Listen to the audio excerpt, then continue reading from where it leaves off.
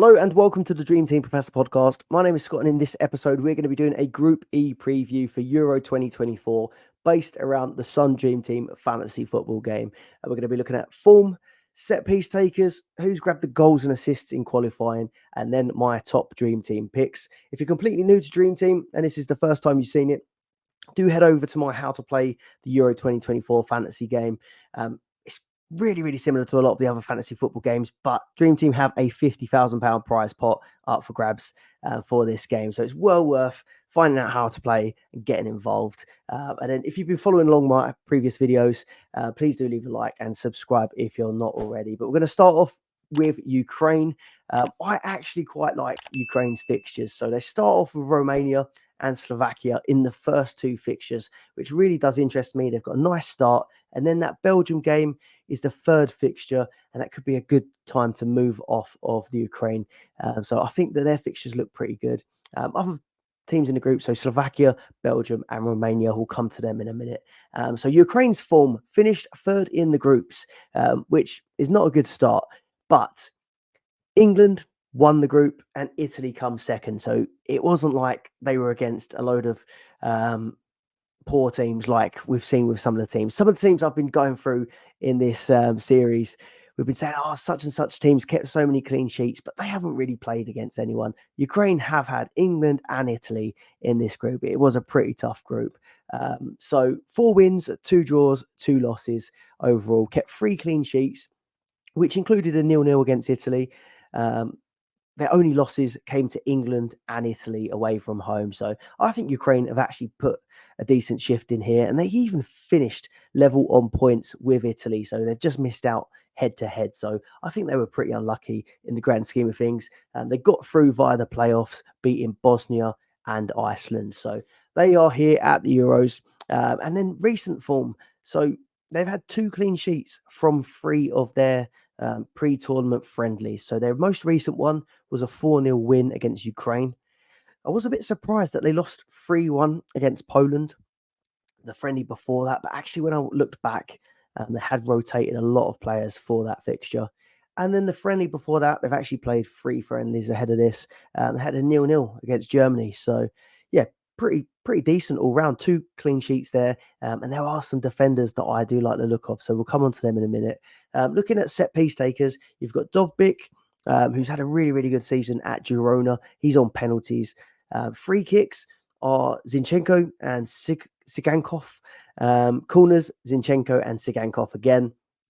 Sigankov, going to keep making me say that.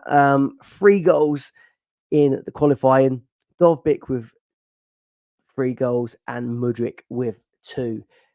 So he could be someone we might want to look out for. Sigankov.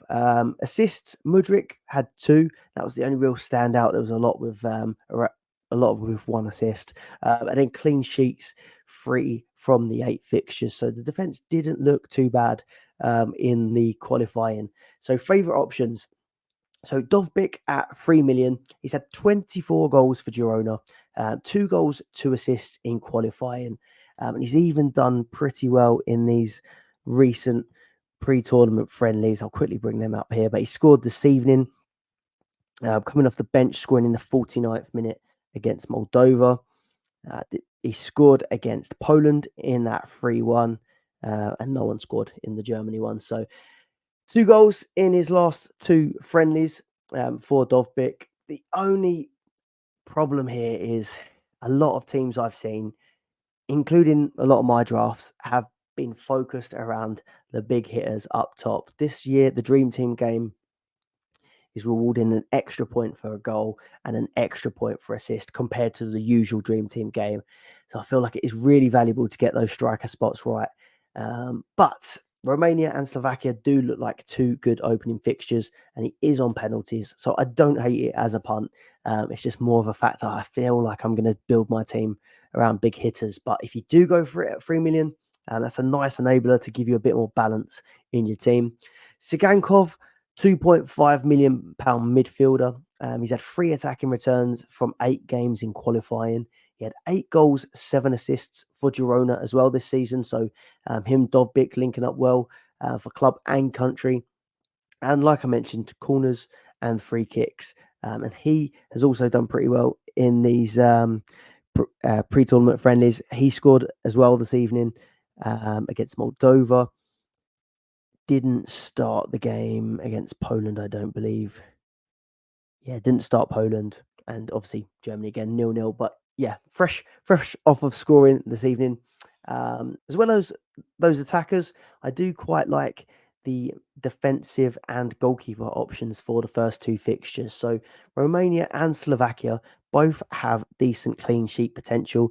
I've mentioned it a few times, but I'm using a site called 11afire.com that looks at sort of projected goals scored and sort of clean sheet points. And actually, for the first fixture of the tournament, Ukraine are actually right up there for predicted clean sheet points. So 36% chance of a clean sheet in that first fixture against Romania, 37% chance of a clean sheet in that second game against Slovakia. So pretty decent numbers for the price that you're going to be paying for some of these defenders. So first off, Zabani, £2.5 million defender. A familiar name, obviously, playing for Bournemouth. Started 7 out of 8 in qualifying. So he seems pretty nailed. Not much attacking upside. I actually brought him in for only 1 week. I think it was in FPL this season, and he ended up scoring. But that was a rare occasion. Not many people were expecting attacking returns from him. I think he only got the 1 goal all season. You've then got Konoplia, I'm going to say. I hope that I've got that right. £2.5 million defender. But he, unlike Zabani, who plays centre-back, Konoplia plays as a fullback / wing-back. So I feel like you're going to have more chance of getting attacking returns from him. He had 1 goal, 1 assist in qualifiers, starting 5 out of the 8.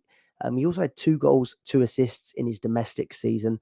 So it just feels a little bit more like you might have more of a chance of getting an attacking return from him.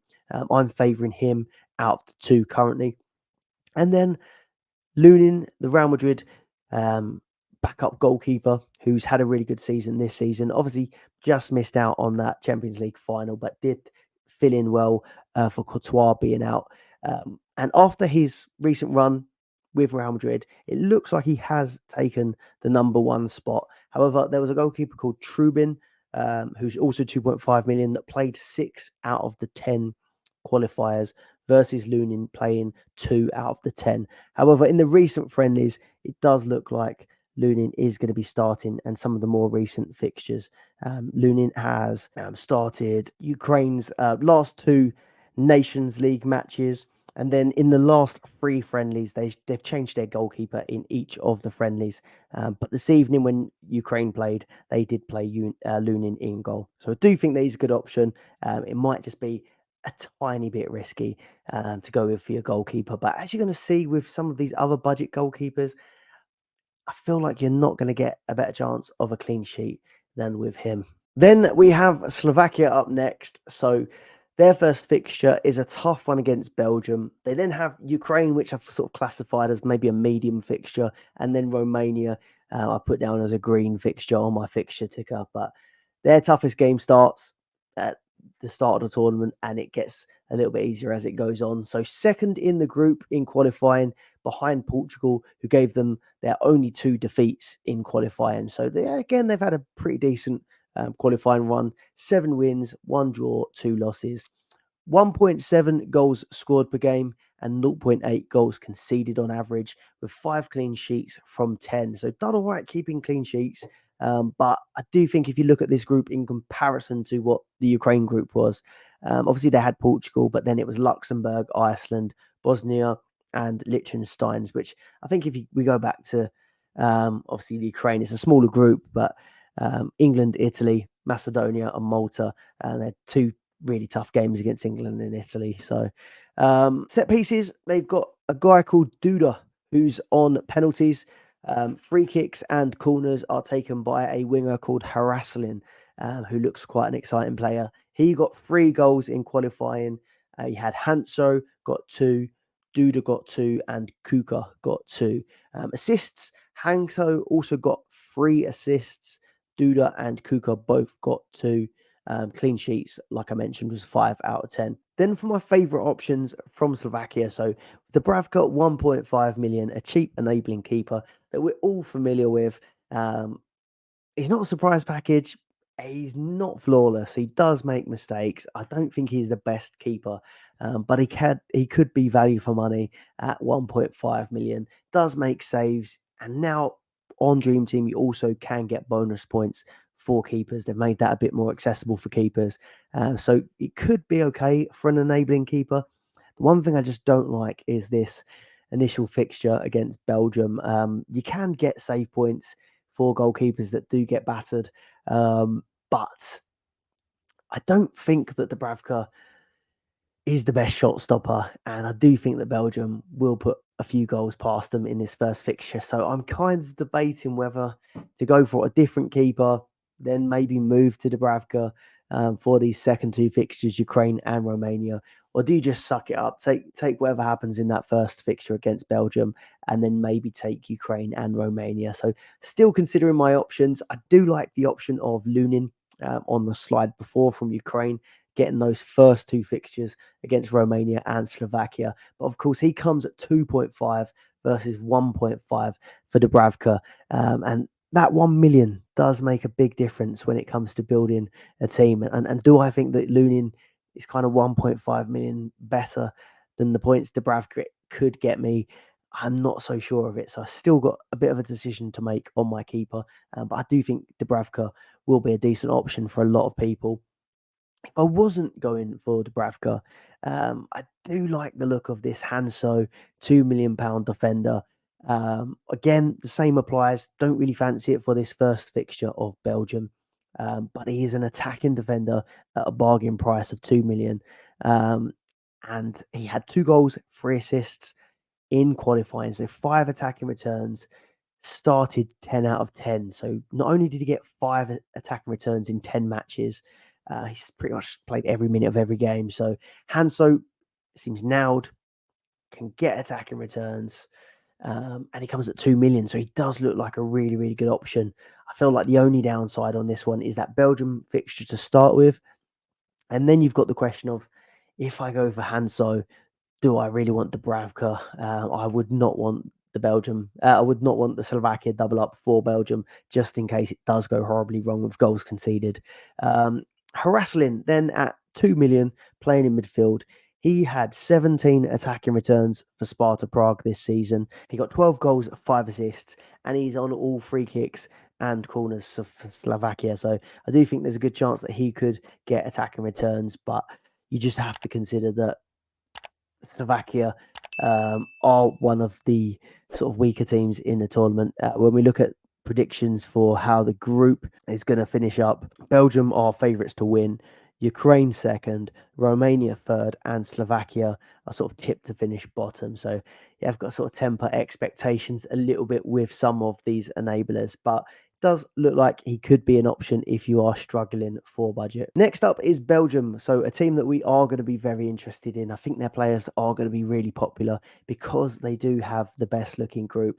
If you go for a Belgian player, you look pretty good to keep hold of them. Slovakia first up, Romania, and then Ukraine in the third fixture. So it does look really good for them.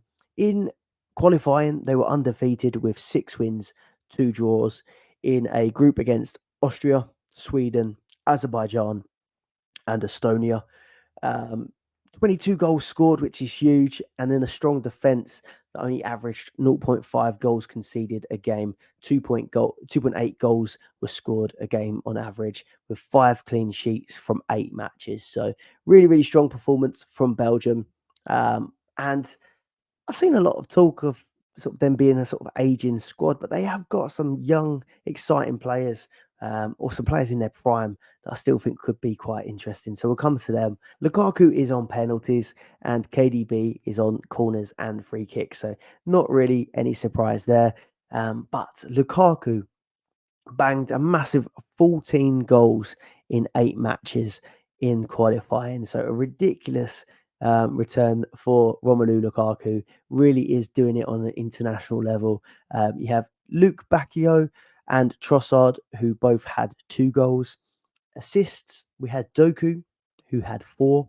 Luke Bacchio and Carrasco had 3. Castagne and Bakayoko had 2 assists. And like I mentioned, clean sheets, we had 5.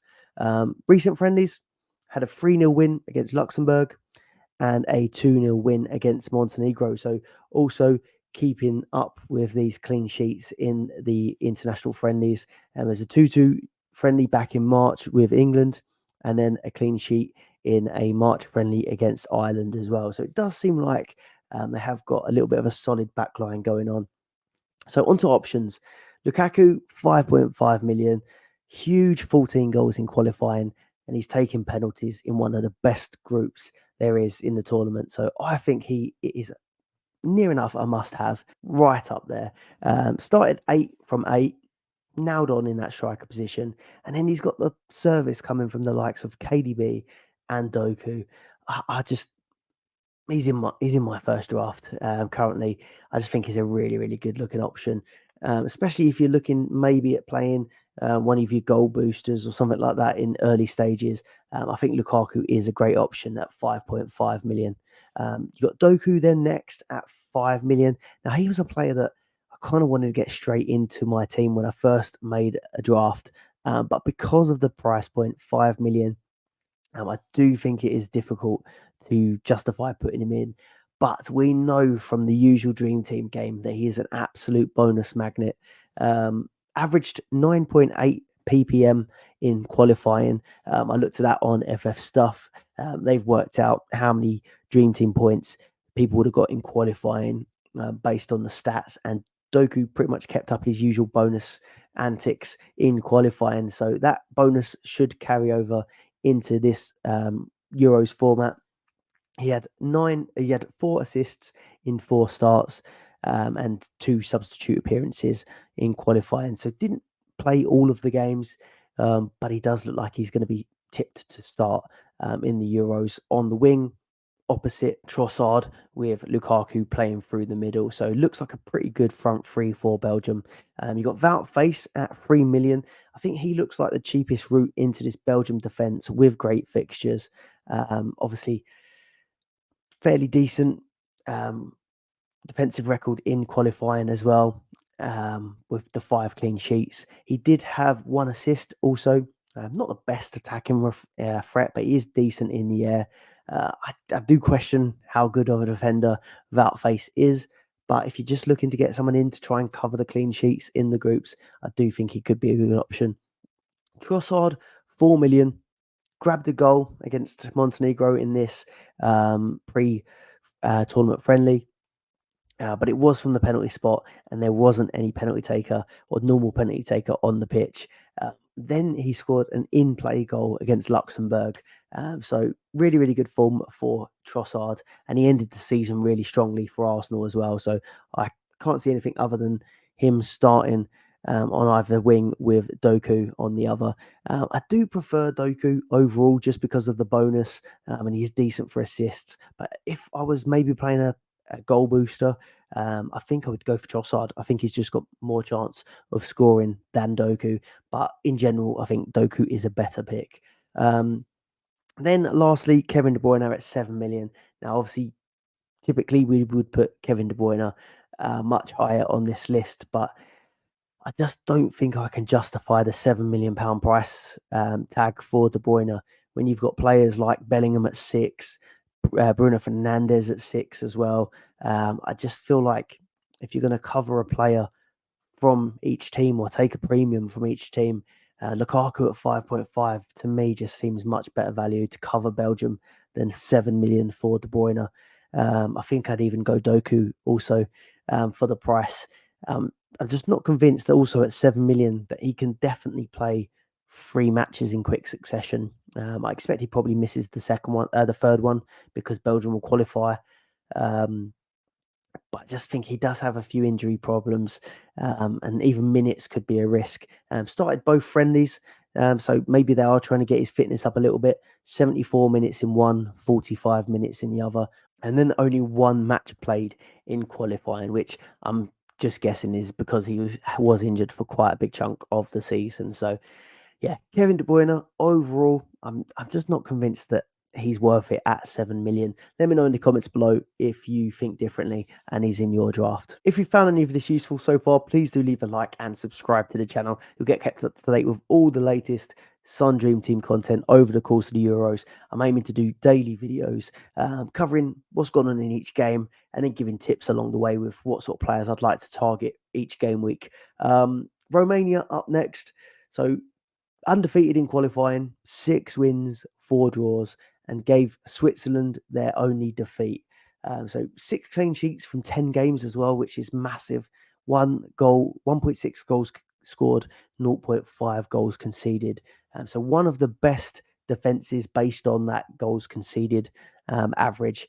However, for context, they had Switzerland in their group, but they also did have Israel, Belarus, Kosovo, and Andorra. So I know a lot of people have sort of raved about the defensive record here and the amount of clean sheets they have kept, but I do feel like a little bit we have to take this with a pinch of salt.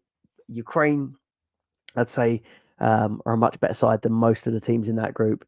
And also, you'd have to argue that Belgium, Ukraine, and Slovakia would probably do really well in that group as well. So, yeah, I feel like maybe this could be a false number, but not to take too much away from them. But I won't be rushing to bring any Romania players into my team just based on the qualifiers.